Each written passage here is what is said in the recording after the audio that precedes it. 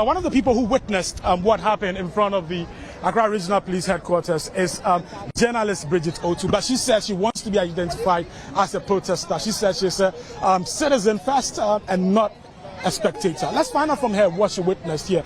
Bridget, welcome to Joy News. Yeah, thank you very much. You were right here in front. We were out here capturing what? Equally attacked, yes. Police officers. In that famously plagiarized speech by the President of the Republic, Nana Akufo-Addo, he talked about us being citizens and not spectators. It was inspirational for all of us to get involved. As a journalist, I have reported on this for so long. But you know what? I'm equally affected. My business is affected.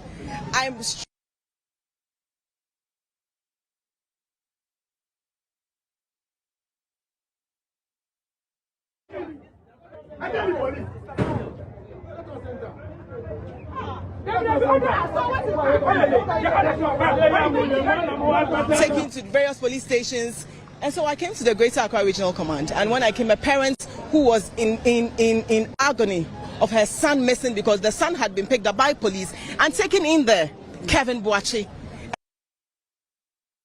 and the service have a pension for committing crimes and getting away with it. So they should let that boy out. So we just stood at the gates and I asked, apart from that, I have a reporter in there I wanted to get to. And the police just charged us, a man in there who cannot see through these, there are no holes here for him to see, just comes to the gates and charges and started pulling the men amongst us.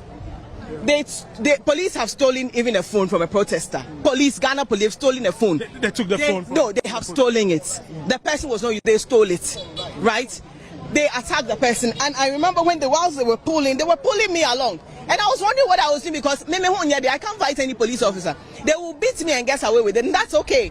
They do that all the time. 8 people died in the election. They've not done anything about it, and that's okay. So I didn't want to be killed. At least I wanted to live to tell my story. They ripped my dress apart, and I'm on TV in my bra.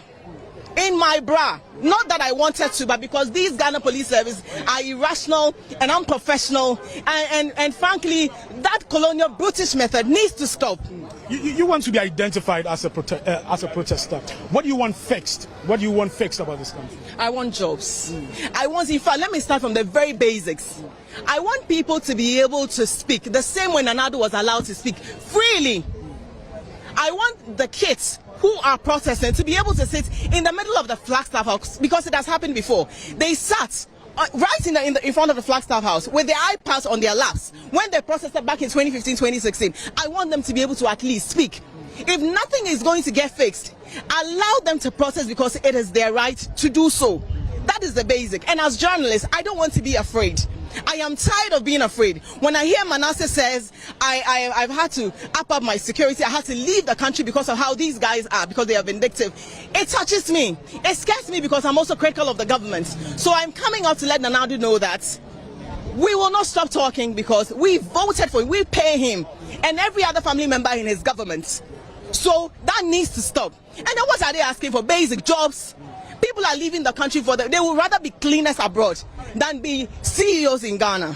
And that is terrible. And what more? If they are protesting, they are not doing coups.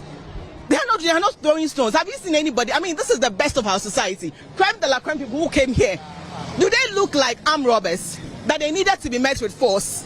There are more police officers armed and afraid in front of the Flagstaff House than there were protesters.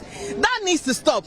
If indeed that lie that Nanado is a human rights lawyer were even to be true, this is even shameful. Thank you for talking to us, Bridget.